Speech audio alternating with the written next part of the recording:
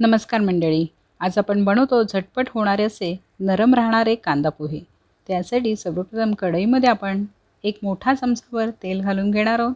त्यामध्ये एक मोठा चमचा आपण शेंगदाणे घालून घेणार आहोत. इथे कच्चे शेंगदाणे वापरलेले आहेत. आता हे शेंगदाणे आपल्याला छान तळून घ्यायचे आहेत.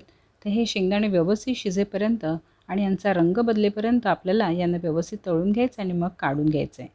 आता त्याच कढईमध्ये आणि त्याच तेलामध्ये आपण एक चमचाभर मोहरी तडतडून घ्यायचे. त्यामध्ये आपण कढीपत्त्याची पानं घालून घ्यायचे आहेत. व्यवस्थित कढीपत्त्याची पानं तडतडली की हिरवी मिरची आपण बारीक चिरून यामध्ये घालून घ्यायची.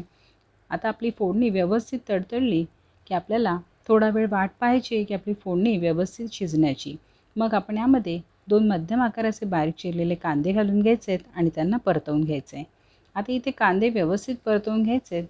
कांदे थोडे नरम झाले की यामध्ये आपण हिंग घालून घेणार आहोत. हळद घालून घ्यायचे आणि आता इथे आपण व्यवस्थित यांना ढवळून एकत्र करून घ्यायचे. आता याला शिजण्यासाठी आपण इथे पाणी घालायचं आहे. ते ही सर्वात मोठी ट्रिक आहे. जर तुम्ही पाणी घातलंत आणि पाण्यामध्ये तुमचा कांदा शिजवलात तर तुमचे पोहे दिवसभर नरम राहतात. आता यामध्ये चवीपुरतं मीठ घालून घ्यायचं आहे. साधारण 2 कप मी पोहे भिजवून घेतलेले आहेत. त्यांना व्यवस्थित आपण भिजवून घ्यायचं आहे छान पाण्यामध्ये आणि गाळणीमध्ये त्यांना छान आपण गाळून घ्यायचे. आता हे सुटसुटीत असे पोहे आपण यामध्ये घालून घेणार आहोत. साधारण 2 कपभर पोहे फुलून 3 कपपर्यंत होतात. आता हे छान पोहे यामध्ये एकत्र करून घ्यायचे. सर्व बाजूने त्यांना हळद मीठ व्यवस्थित लागेल अशा प्रकारे त्यांना मिक्स करून घ्यायचे.